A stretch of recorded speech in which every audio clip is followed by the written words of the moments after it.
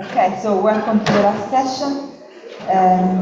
Adam Riess will talk about the Hubble Tension, JWST and HST Agree on what they can measure. All right, well, I want to thank the organizers for inviting me. I'm going to talk about an interesting problem I think everybody has heard a lot about, the Hubble tension. And I'm going to talk also about new JWST observations. This is work done in collaboration with the SHUES team.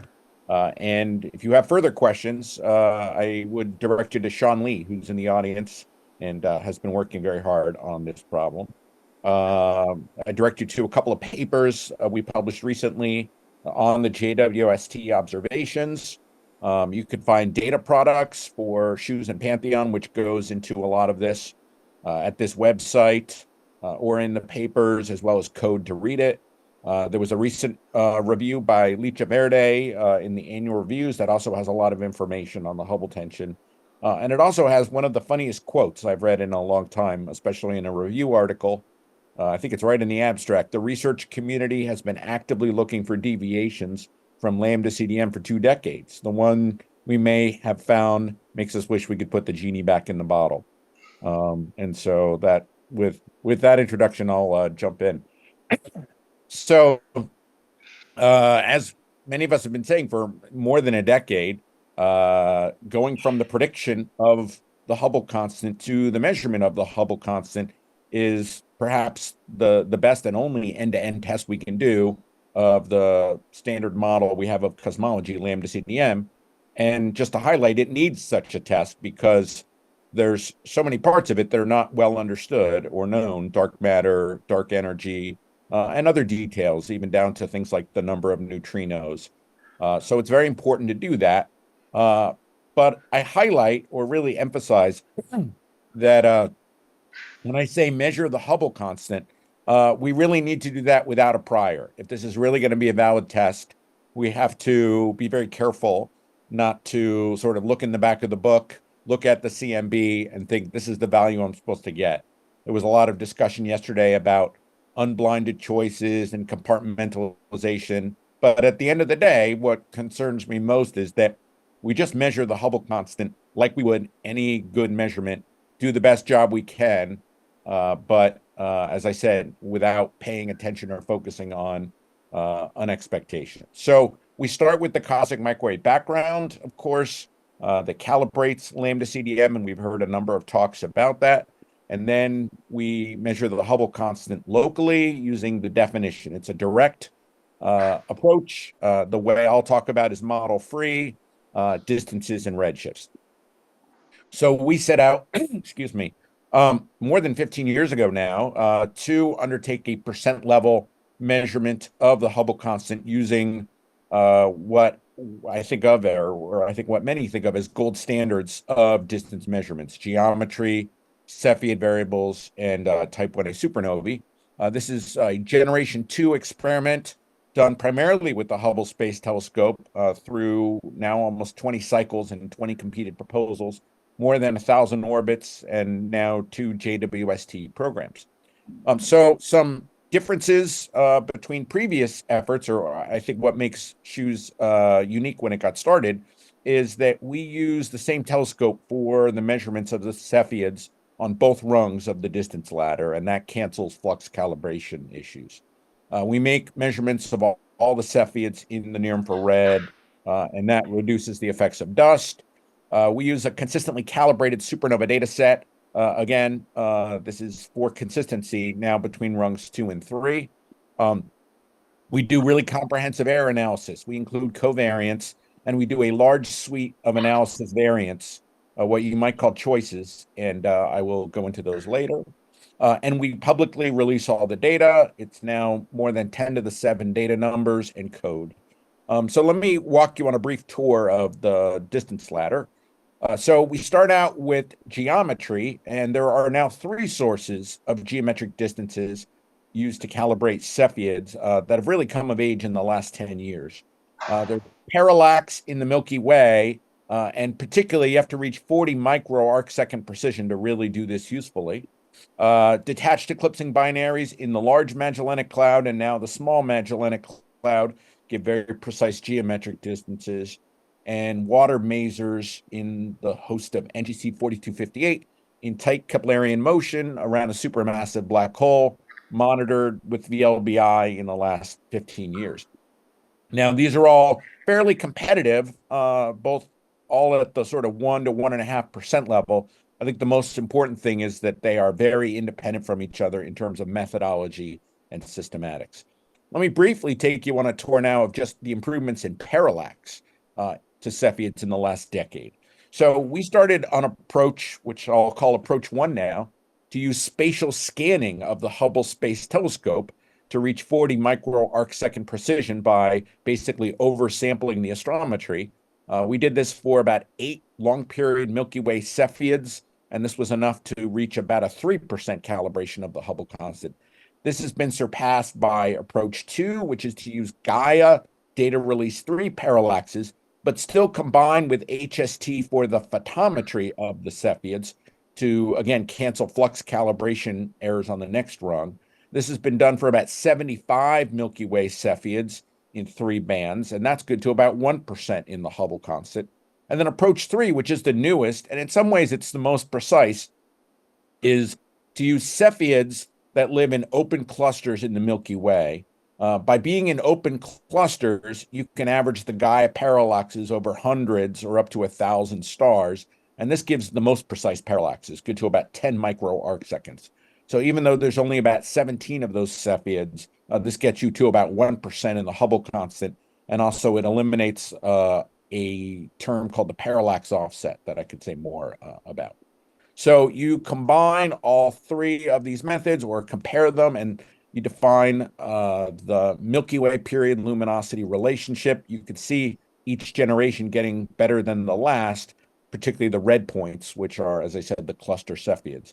Now, we are still collecting more observations with Hubble, and I decided I'm going to dedicate this talk to the Hubble Space Telescope because NASA has recently announced that it's looking to cut some budget and perhaps turn off some instruments. So if you hear me frequently referencing Hubble, I'm a Hubble hugger, and I want to keep pointing out how valuable Hubble is to this whole enterprise.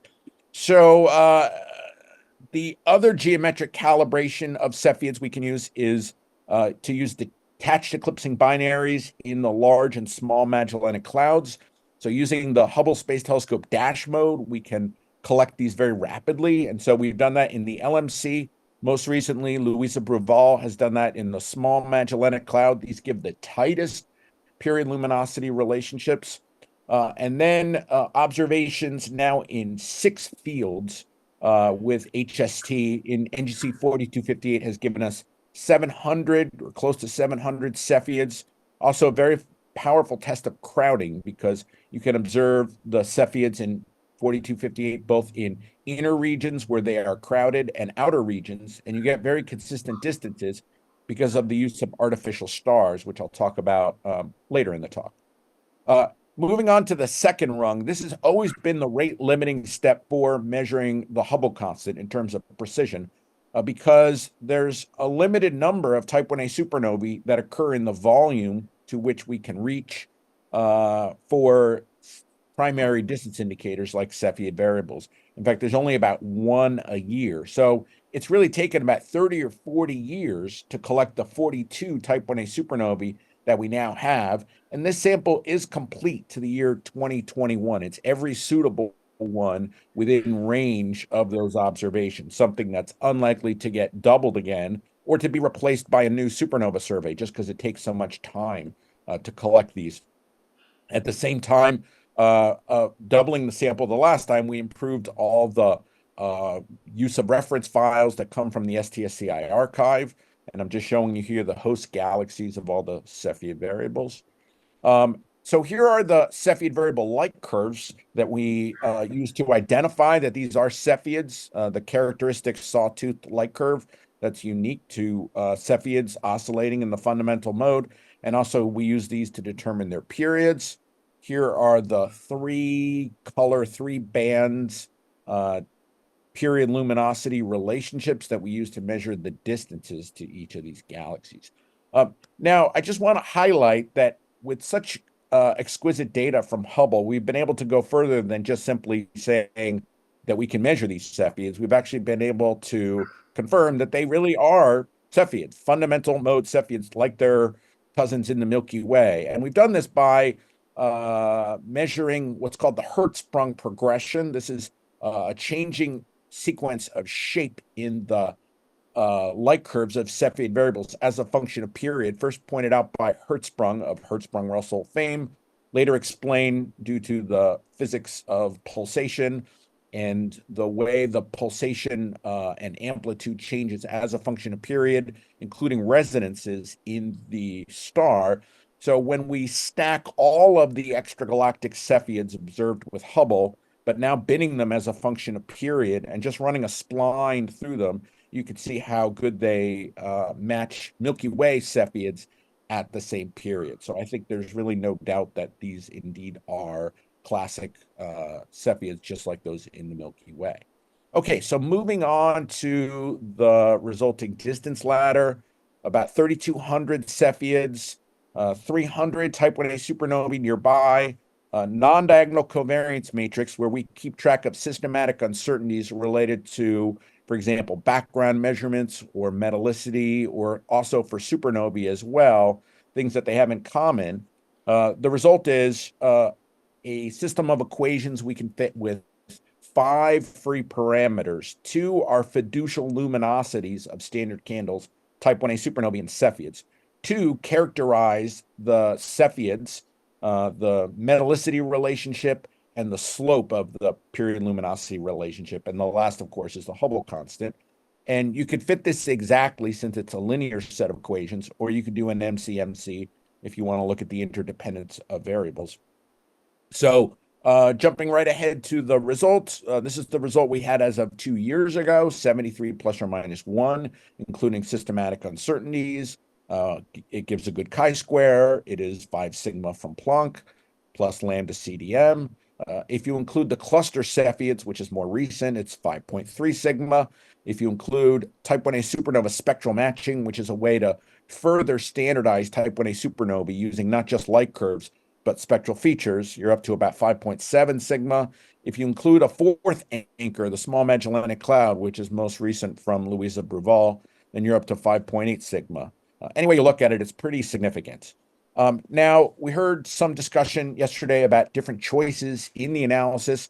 I think our group has been very much a leader in exploring all possible choices, both that we could think of, but also that the community has thought of over the last decade. And we've cycled back in many of our subsequent data releases to include ideas from the community in terms of analyses. And so what I'm showing here are 67 variants over 12 different categories, different ways you could analyze this global data set. And I focus here on some of the most interesting ones, and I particularly underline the ones that pertain to Cepheid variables. So, for example, using only the optical data, which means to discard all the near-infrared data, using only the closest half of hosts, which would be those less than 28 megaparsecs, using the most crowded half of hosts or the least crowded half, ignoring or throwing out the metallicity term, allowing for a break in the period luminosity relationship at 10 days, putting in a period cut, only including Cepheids at longer periods at 10 days, using individual host dust laws, using a free parameter for the dust law, using a low RV for the dust law, which is more similar to what people see with type 1a supernovae, or doing no outlier rejection. And we can do all these things, and they do vary the Hubble constant, and we include that as an additional systematic error. But none of these looks like what I would say a game changer for resolving the Hubble tension. It's difficult for us to get below about 72 or above about 74. And through these tests, it doesn't point the finger at any particular source of the tension. This is a kind of shortened version of a review we've seen, I think, a number of times in this conference from Eleonora Di Valentino, sort of summarizing the highest precision measurements And again, going back to sort of my statement at the beginning, I think if you were just measuring the Hubble constant, if you were not paying any attention to the early universe or Planck or the green thing here, you would say, yeah, we've measured this pretty well. I mean, there's room for improvement, of course, but this is one of the cosmological parameters that's been fairly well constrained. And it's hard to avoid now the tension, I think, unless you're willing to discard a lot of data, unless you're willing to selectively pick one study or sample and sort of neglect the others, or if you are willing to introduce new tensions, which is not really gaining you that much. If you invoke things that'll just always be unknown, then they're not making predictions, so that's not something we can really test. Or if you make a really anti-Copernican ansatz, which sort of breaks the distance ladder by design, if you just say things could be different on a certain rung, unless you have a deep reason why that is. But if you invoke it simply because, then that doesn't seem legitimate. Another recent review, this is from Licha Verde, also shows a summary of recent results. And again, I think that, if you're being kind of fair-minded and unbiased about this, you'd go, there's a problem because pretty much every measurement is coming in higher than Planck. I'm just emphasizing a couple here. For example, from masers out in the Hubble flow, this is one from the Maser Cosmology Project. This is just one step. There are no Cepheids, TRGB, or Type 1a supernovae, and this does not produce a shift in the Hubble constant. Or another one, which is the use of surface brightness fluctuations instead of Type 1a supernovae, which are calibrated by either tip of the red giant branch or Cepheids, gives the same answer either way. So again, just making this point that we often focus on one particular measurement or one particular method. But what has impressed me is that this has seemed like a global phenomenon that doesn't seem to depend on source. And so lends one to think that something interesting is going on. The fact that it has its own Springer-Verlag book now, edited by Eleonora and Dylan Brout, demonstrates that this is truly a field, because it can't be a field unless it has a Springer-Verlag book. Okay, so over the last 10 years, we fielded and thought of many possible sources of error, and I think the community has been very diligent at looking into this, because if it's not a source of error, then we have to think about new physics. And so this is the top 10 list that I've kind of had in my mind, and for the rest of this talk, I don't really have time to go over the top 9, except to say that I think they're fairly well ruled out. And if you want to see indication of that, if you hit this QR link and go to this webpage, it will take you to a vast spreadsheet of going over the literature papers as it addresses these top 9. I'm going to focus now on number 10, near-infrared Cepheid crowding, because it's something that JWST can fairly well address. So the idea here is when you look at Cepheid variables in distant galaxies with the Hubble Space Telescope, you can measure them, but they come superimposed on other stars because of the limited resolution of Hubble, particularly in the near-infrared, not so much in the visible. Now, we can correct for this effect on the flux of the Cepheid by throwing fake stars into the images of known brightness. However, it comes with a penalty or a cost, which is noise in the period luminosity relationships. So with JWST, we get much higher resolution, so we get the best of both worlds. We get the lack of crowding or superposition, and we get good signal to noise. So in cycle 1, we undertook a program to observe the richest hosts. By richest, I mean the most Cepheids and the most supernovae per host.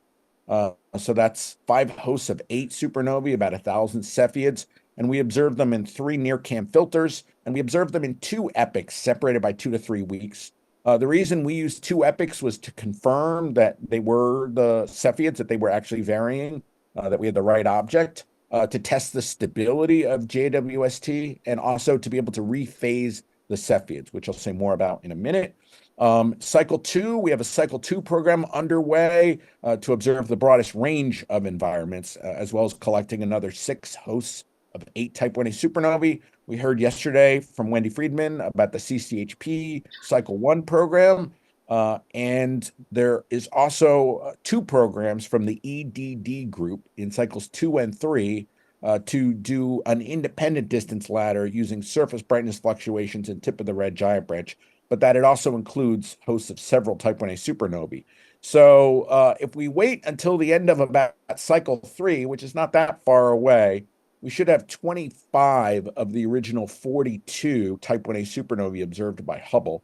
So we will start getting a ways there. I'll say more about that in a little bit too. Okay, so it's interesting to look at the postage stamps of HST versus JWST. And here I have two Cepheids at about 40-day period in each of the host galaxies we observed, as well as NGC 4258. And based on discussion of how good HST colors are, I did want to highlight the postage stamps of the Cepheids as seen by Hubble in the optical. So this is the V band and the I band, and they're quite good. I think they're quite well measured. And in fact, I'll even highlight these ones over here. These are in the most distant. These are at 40 megaparsecs. And still the Cepheids are well detected. And because in the optical, there are not a lot of red giants, they're still relatively uncrowded. Now, when you go to Hubble in the near infrared, you lose a lot of resolution. But as I'm showing you here, and again, if you look inside the red circles, the Cepheids are well detected. There's good flux, but there is superposition of sources. And so this is where JWST does win by a fair margin because you get very sharp resolution images. So, as I said, we observed in two epochs with JWST, and this allows us to demonstrate that we are indeed observing Cepheid variables. They're varying the way we expect and allows us to recover the phases. So what I'm showing you here is, as a function of log period, the difference in between the two JWST epochs. In red are the JWST observations. In gray is a simulation of just drawing random samples from Cepheid light curves.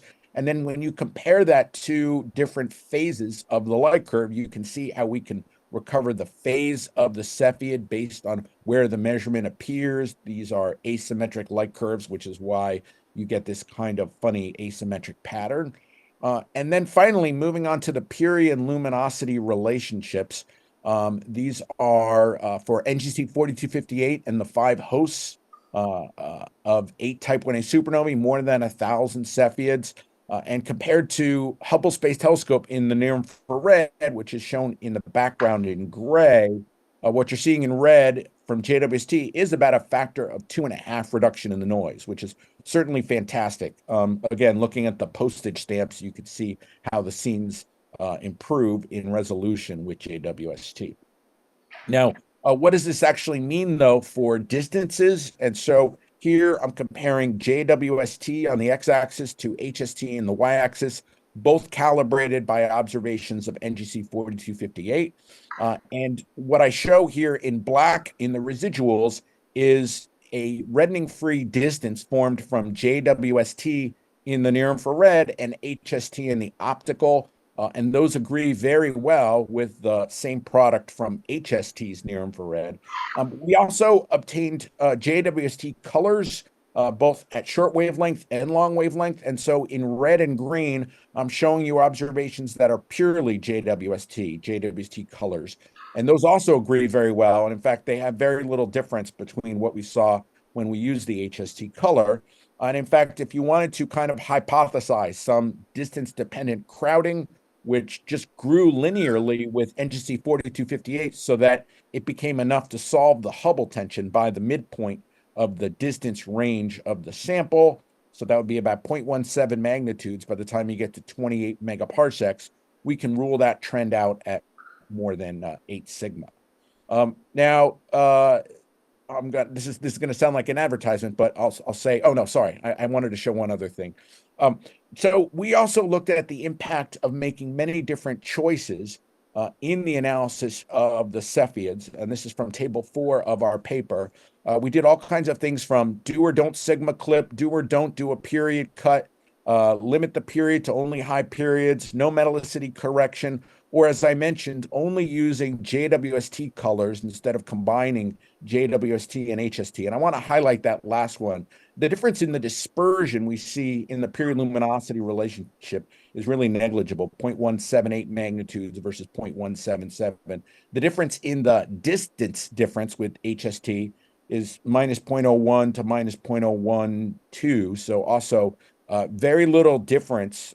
Certainly making choices makes a difference. It's just not a very significant difference in terms of looking at the difference between JWST and HST. So based on our data, I would say for what JWST and HST measure, they agree very well. Oh, right. This is the advertisement part. I showed these results to George Evstathiou last year. He's probably been one of the biggest critics from the CMB world of the tension, and he found these very convincing, though also acknowledging that he has no theoretical explanation for the Hubble tension. But I presume one of you in the audience is working on that. That is meant tongue in cheek. Okay. Talking a little bit about, Wendy talked about results from the CCHP team. We wanted to look at what the Cepheids in their galaxies look like. Now, this is with a different filter, 115. This is with one epoch, and there are less Cepheids on average per galaxy. And so that's why the error bars look larger. But comparing HST to JWST, we still see excellent agreement between them. There are, let me count here, 1, 2, 3, 4, 5 points below the line, 4 points above the line. So that looks quite good to me. Now, one more word about HST colors. And again, if I sound defensive about HST, it's because it's on the chopping block a little bit. So I do want to point out that HST is really helpful for this problem. It still is the only way we find Cepheids. And their colors are still quite good. So here are 1,000 Cepheids comparing the colors between measured by HST and measured with in the near infrared. And applying that, for example, this is in NGC 5643. This is the CCHP data without any reddening correction using the HST colors and with the HST colors. And there's a very small increase in the scatter from 0.23 magnitudes to 0.24 magnitudes. Maybe it's about 10% increase in noise, but I think that's worth it to remove reddening. And in fact, since the supernova distances will dominate in a galaxy, it's probably only a 5% increase in the uncertainty in H naught. So I think that that the HST colors are quite effective and useful, and I think they will continue to be for the rest of the life of HST.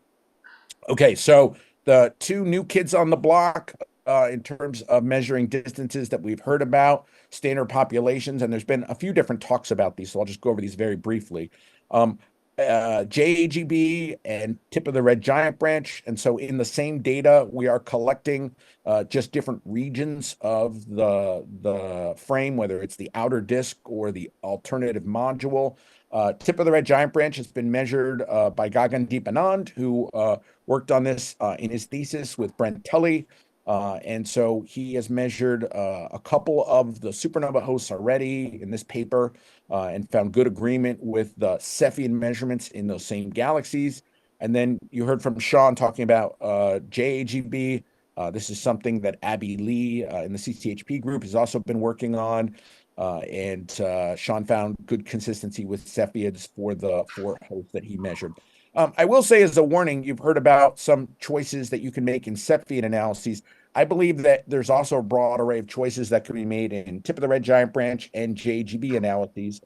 Things like the color range over which you measure, whether you measure the mode, mean, median, whether you smooth the luminosity function, how you weight the points, Poisson or inverse, which part of the field you use, to what radius. And so I think it's very valuable and important to explore these choices and see what impact they have on the results. Just wanted to be clear that all methods have pros and cons, all methods have choices. Going back to JGB for a minute. So Sean, I think, showed you a comparison of Cepheids and JGB. This is from Zagorski, more nearby. And then these are the 4 Sean measured. And this is a plot from Wendy's APS talk showing good agreement post unblinding of Cepheids and JGB, I count something like 3 points above the line, 3 points below. And so at that point, there is good agreement. And then comparing HST Cepheids and tip of the red giant branch. So here are 4 different data sets. This is from the EDD group. That's what Goggin led in his work. This is from Wendy Friedman and the CCHP group, shown in blue. In green is from Zheng and Lee. And in red here, what I'm showing now is a broader set of our JWST observations of tip of the red giant branch in FO9DW. These are preliminary. I guess the most authoritative one, I'll say, from Wendy Friedman and collaborators, that there is very good agreement between the 11 Type 1a supernova hosts measured with both Cepheids and tip of the red giant branch. What HST and JWST measure then, I think are in very good agreement. I think that we see good agreement in the distance measures from these different techniques in terms of at least at the 1 sigma level, or in terms of their overall uncertainties, modulo choices that are made. However, it is still early, I think very early, to actually get a Hubble constant directly from JWST alone. And the reason is just because at this point in time, the supernova samples and the number of anchors are very small compared to Hubble. So each Type 1a supernova is good to 4 or 5 kilometers per second per megaparsec. And so with the combination of one anchor and let's say 8 to 10 supernovae, which is the typical of these cycle 1 programs, the 95% range, confidence range would be like 68 to 78. And you'll see differences just due to size of the sample and sample selection. This is sort of a notional error budget for cycle 1 program with JWST. So compared to HST, which has an uncertainty in the Hubble constant of about 0.9, you'd expect something around or a little more than 2 from JWST. That's coming from the small number of supernovae, the uncertainty in a single anchor, and you see 4258, combining even multiple methods from different distance methods. And the unknown aspect right now of the JWST epic stability, and I took a fairly aggressive number here. And so the point I would just make is it's too early to measure the tension with JWST because there isn't much data. Even without any changes in the results, just multiplying the uncertainty by a factor of 2.5 would just trivially reduce the tension from 5 sigma to 2 sigma, and that's just due to loss of leverage. So I don't think it's meaningful now, but I agree with Wendy that over the next few years, this is going to improve a lot, particularly with more objects, and I think can be used to continue to improve the Hubble constant. So this is sort of my H0 cross-check decision tree, at least as I think about it, which is we're at this stage now, which is comparing subsets of HST and JWST host distances. From what I've seen, from what we have measured, they appear consistent. I don't think there's evidence that they're inconsistent. If there was, we want to find out the reason why. But if they're consistent, I see no reason at this point that we aren't retaining all of the hard-earned 15-year archive from the Hubble Space Telescope. Now, as we collect more JWST data, then I think it will be possible to do a simultaneous analysis of H0 from the combined HST and JWST sample. What I don't think makes sense, at least to me, is excluding the whole HST distance ladder, starting all over on H0 from the JWST subset, at which point you would just lose all the leverage in H0 and the tension. I feel like we've been in this situation before, and there's a lesson here learned from the CMB. I was at a meeting in 2008 in Chicago when the South Pole Telescope announced results measured on a small patch of the sky, about 500 square degrees of T&E mode polarization. And they announced a Hubble constant of 71.3 plus or minus 2.1. And for a moment, we thought, oh my gosh, does this change the Hubble tension? Since Planck gets a much lower result. But the answer actually turned out to be no, as was shown by Ehler, also of SPT, because Planck and SPT were consistent on that same patch. And so because of that, we really have no reason to discard the whole Planck data set and returned, in fact, to the Planck data set, which is, as I said, where we are today. So I think what we're looking at this point is comparing HST and JWST when they're measuring the same thing, but the Hubble constant involves other steps, and it will be a while before JWST's archive is, competitive and allows us to really measure the tension well. Okay, so here has been our ongoing error budget for some 15 years or so. Whittling down the terms, they're individually less than 1%, though in some they're still greater than 1%. I think the next thing I'm really looking forward to is Gaia data release 4 and ultimately 5, which should be the sort of next biggest step I think we can make in terms of the overall uncertainty. I just highlight here JWST is sort of where HST was, in terms of the data set size, at least 10 years ago, which is why, it will catch up fast. There's no doubt about it. But it's still early days for JWST in terms of making a complete measurement. Okay, so finally, in summary, I want to say a little bit of perspective on the Hubble tension. I think it's a very interesting problem. The reason I find it compelling is it's coming from, I think at this point, some of our best tools and our best measurements. As I said, if you just went off to measure the Hubble constant and you didn't pay attention to the CMB, which is, I think, sort of the right way to make the measurement, then using the best tools, you would end up sort of where we are, which is this tension. You can add new measurements and you can add new methods, but many of these have model dependencies. And so you need to be cautious and test them before you, I think, throw them right into the fire.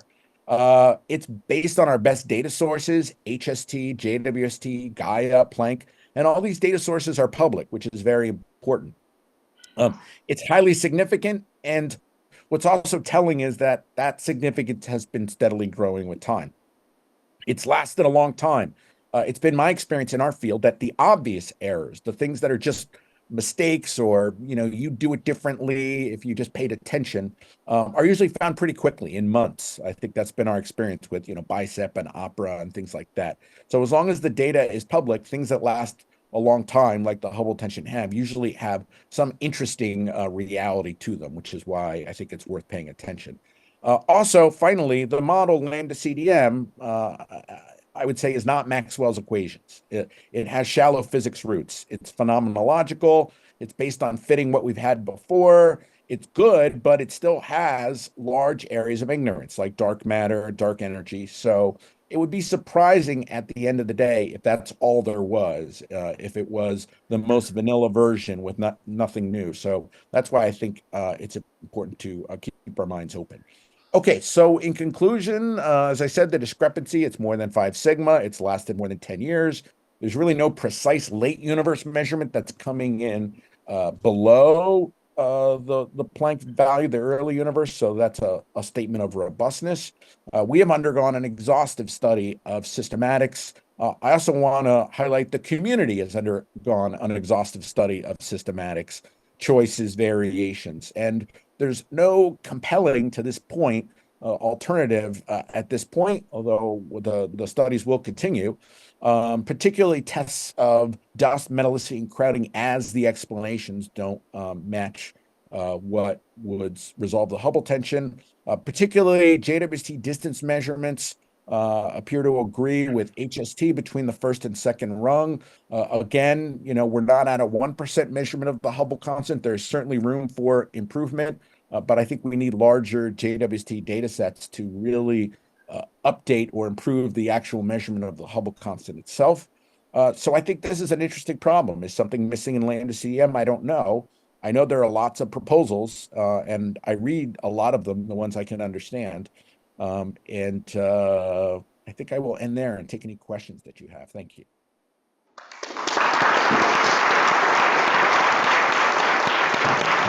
Thanks, Adam. Any questions?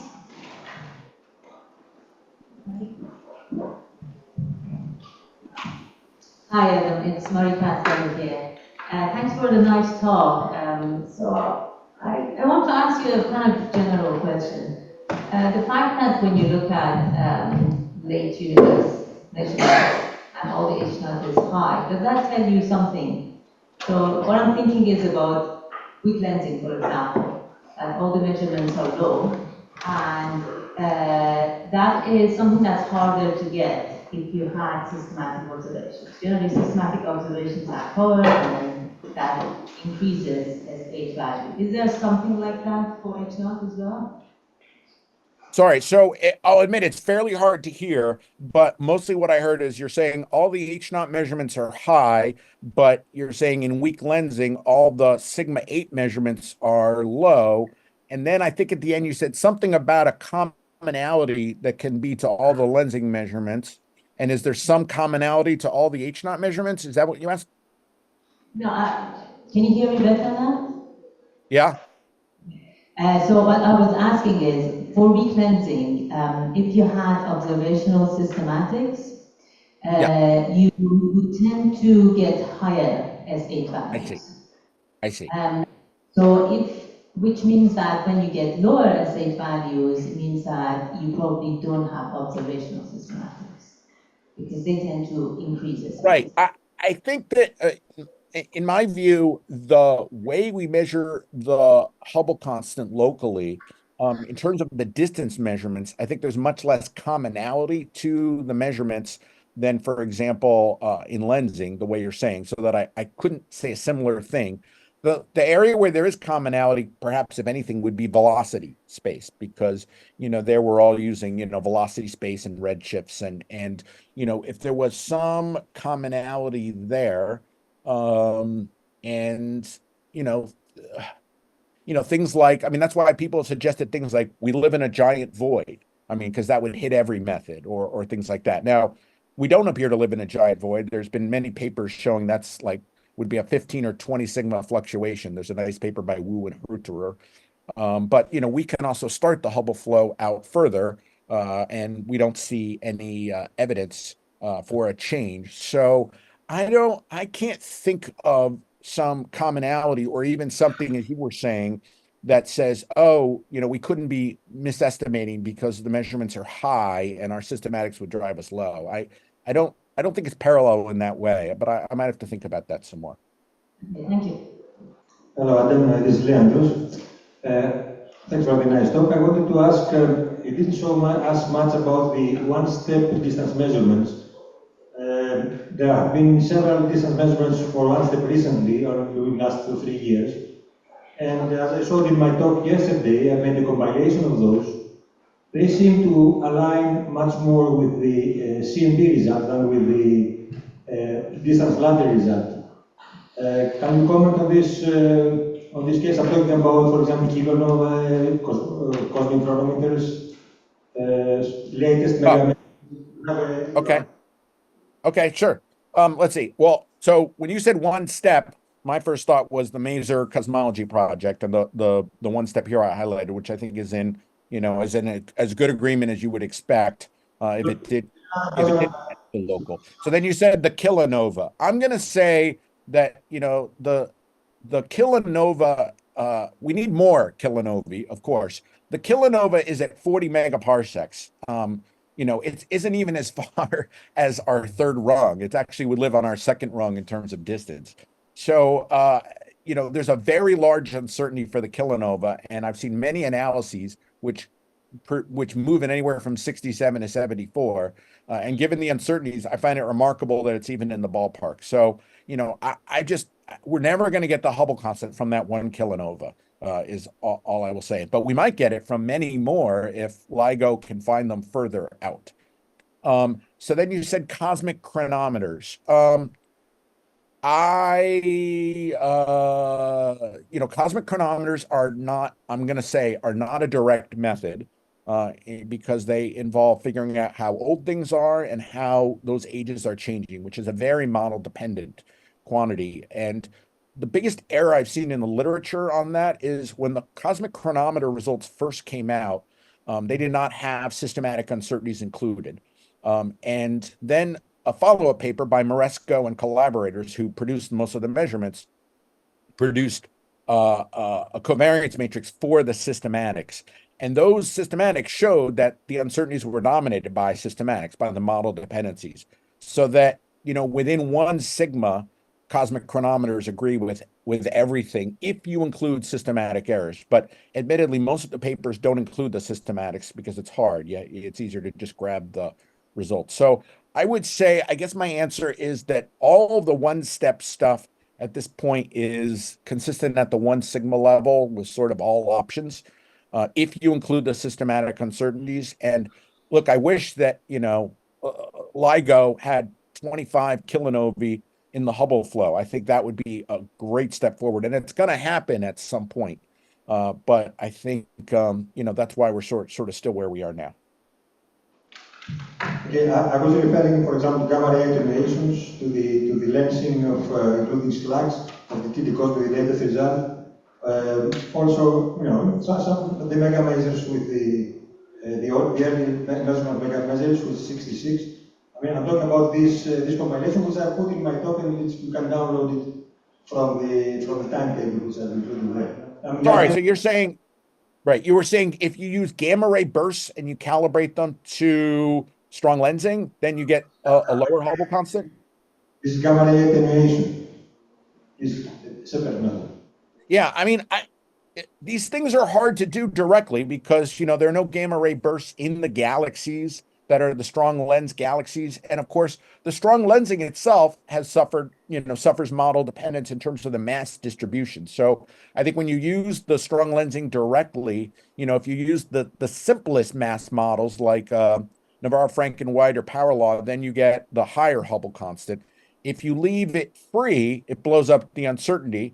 If you leave it free and you choose one of 2 analog data sets for the mass models, either SLACS or class, then you get either a low or a high Hubble constant. So, I mean, I get that it's interesting to sort of look at, I'm going to say, the tea leaves in some of these things and sort of say like, well, what maybe this or that indicates. But I got to say, what I really think we need at this point is really strong and precise data to sort of get to the bottom of this. And I mean, I can look at Astro PH every day and sort of see things that go, oh, something high, oh, something low. And there's not been things that are precise enough where they're going to sort of give us something definitive. And, maybe it'll take time. I mean, this is a hard problem for sure. But I haven't seen something that's pretty convincing. That isn't, one of the things that I've listed here. Okay, thank you. Wendy? Hi, Adam. You really covered a lot, and you've done an enormous amount in this field, and I just admire that enormously. I just want to follow up before I ask my question about and I agree with what you've said about kilonovae and age cosmic chronometers at the current time. I think also with the masers, I like the method because it is independent, but would you agree also that there are only 5 masers that are more distant than 4258 itself? So in terms of being competitive with the type 1a supernovae, where you now have, of order 1,000 supernovae, you're still subject to having to model the peculiar velocities. They also don't go out beyond, I don't even think as far as 10,000 kilometers per second. So, it's a similar kind of issue as with the kilonova. And unfortunately, that there just don't seem to be more maser systems that are inclined in the right way with edge on disk that you can make geometric measurements of, which is too bad. It's a beautiful method, but it suffers from statistical uncertainties. I wanted to ask you. Before you ask that, let me just jump in one thing on the maser stuff. Actually, I don't know if it's going to happen, but it is possible to do better with the masers that we have. So these were all measured with VLBI, and you've all seen the pictures of black holes in the centers of, M87 in the Milky Way. So if you use the Earth Horizon Telescope, the whole Earth telescope, you can actually reobserve the masers to higher resolution, and that actually reduces the distance uncertainty. I saw a talk by Don Pesce on this, but it is possible to make the masers that we have pretty competitive, and they do go out further than the kilonovae. They go out to 10,000 kilometers per second, the sample of 6. So it's not something that's available today, but it is something that I think people are developing. But anyway, go ahead, Wendy, with your yeah, it'll get better, but as your same comment with the kilonovae, they just don't go very far now. So peculiar motions are always going to be an issue, and statistics of 5 relative to what you can do with supernovae. They're just never going to be competitive in that sense. I wanted to ask you what you think are the current, what is your biggest worry at the moment in terms of uncertainty? Is there anything that keeps you awake at night? Oh, good question. That's a great question. Lots of things keep me awake at night. And some of them involve politics, some of them involve natural disasters. But anyway, I think you're asking about this. So uh, I have been saying for years now, we got to measure to 1%. I want to measure to 1%, 1%. And it's really hard because all of these things, which are, we sort of work on at a, well, okay, it's not the whole Hubble tension, but can kind of rear their heads at a small level. And so it's sort of like everything converges to keep you away from 1%. And so I worry about those. If you want a specific one, and I'll just jump in on one specific one, when we look at supernovae and Cepheids in distant galaxies, we move to the near infrared to reduce the effects of dust. That's good, but there's still some effects of dust, as you know. And so we're left, doing the best we can, which is to measure the reddening and assume a reddening law. And we assume the Milky Way reddening law because it's the one that has been really well characterized. And I mean, that's the most reasonable thing to do, but it's not guaranteed that the Milky Way has the most normal reddening law. And so, this is something that, as I said, it doesn't keep me awake at night in terms of saying I can change the Hubble tension because it's not that big an effect, but it's something where I go, I'd like to measure to 1%. How will we defeat this assumption? And so that's a hard one. And, I think we can do it by either moving further to the near infrared or by observing over such a broad range of color, like making the effect worse by going from all the way to the blue to the near infrared and characterizing the reddening laws of host galaxies. There's kind of a funny business that's been around for a while, which is that, type 1a supernovae seem to indicate a lower value of RV than stars generally do in other galaxies. And I don't think anybody knows why that is. I don't know whether those are different sight lines or what it is. So you could either move further to the near infrared to sort of evade the dust, or you can lean into it by going further to the blue and trying to characterize it. So that I would say probably is top or near top on my list of concerns. Thanks, Aaron. I had a question about your table where you showed all of the different kinds of all the analysis variants that you investigated and how they each individually only change H naught by a very small amount. There was a paper that did something similar for the SA tension and showed that if you have a bunch of analysis variants all acting simultaneously, then you can get a much bigger shift. And my question was, have you varied many of these simultaneously? Oh, that's a great question. So I think you're saying sort of like you've done lots of one things, but have you done lots of two things or three things? Things. And I would say no, we haven't. I would almost say intentionally we haven't. Our sort of thing was to be like, is there one thing that can do this? And I think we convinced ourselves, and hopefully a lot of people, there's not one thing that can do this. So, I think your question is, could there be many things that are contributing to this? And sure, I would say that could be. Now, having said that, if you have many things and they all go in the same direction, that seems really unlucky to me. Like maybe I sort of jokingly would call this a conspiracy. And okay, conspiracies happen and people do get very, very unlucky. But it would have to be a bunch of things in the same direction. And so, yeah, I think, quickly as you consider all possible options, you're going to go from 67 variants to, 67, I don't know, to the, a high order power. And then I start to worry that we're trying too hard to solve this problem or make it go away. That it's like, if I look at enough things, what'll I do if I find three things that I can do, and between all of them I can get down to 68? Will I say I like that, or will you say I like that, or will somebody say I like that? That's the answer.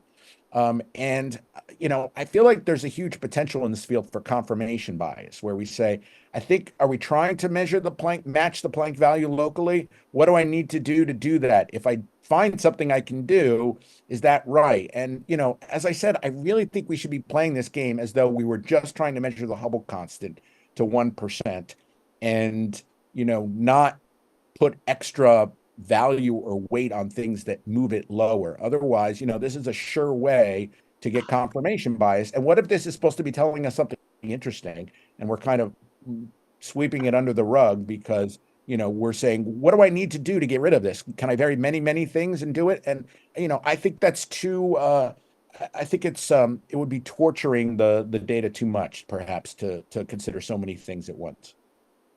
Does that make sense? Yeah, thanks, that's great. And I'll make this But sorry, last thing on that is other people can. We're not stopping anybody from doing that. We are putting out all our data, and if you want to do many things at once, go ahead. I appreciate you answering that question, and really glad to have your answer, Adam. And it reminds me that Tony Tyson told me that the people making measurements similar to Penzias and Wilson's before them looked at their error budget and concluded, they had their excess noise, and they concluded, oh, they must all add up in the same way. Right. And statistics knows about these things. Like, this is why we do things like quadrature sums of errors, because we don't just add errors all in one direction. We say, on average, nature is not so unkind or malicious as to, put all our errors in one direction. So, when we quote things like 5 sigma or whatever, we're using, Gaussian errors, or we're sampling the tails, but we're not simultaneously, being, as I would say, malicious and shoving everything in one direction. And if, that turns out the answer, boy, I'll be like, wow, I can't believe that's how it turned out. But, that's, I can't say it's absolutely impossible. It's just very, very, very unlikely. Okay, thank you. Let's thank Adam again.